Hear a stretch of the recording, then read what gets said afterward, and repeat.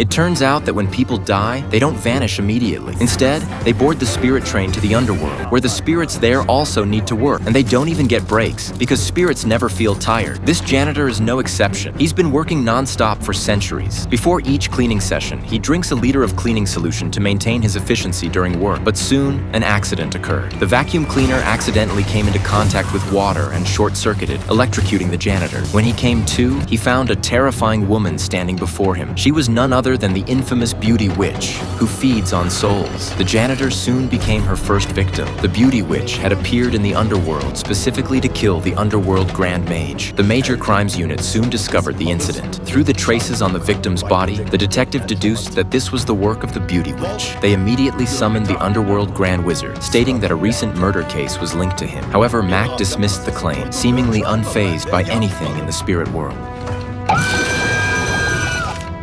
Bu şahsı tanıyor musun? When the witch was still alive, she was a soul-eating sorceress. After a chance encounter, she married the grave robber Mike. However, she soon revealed her true nature, poisoning Mike with a toxic drink on their wedding night to consume his soul and achieve immortality. Unbeknownst to her, Mike had already killed her before the poison took effect, and thus both husband and wife ended up in the realm of the dead. However, while Mike became the boss, the beautiful witch was torn apart. Though Mike now claims not to be afraid, once he returns to the company, he begins to devise strategies. He doesn't want to be found by this female demon, and to protect himself, he even has his subordinates wear the same attire as him. It serves my decoy. You'd walk in front of me at all times. That way she'd suck your soul while I make my getaway.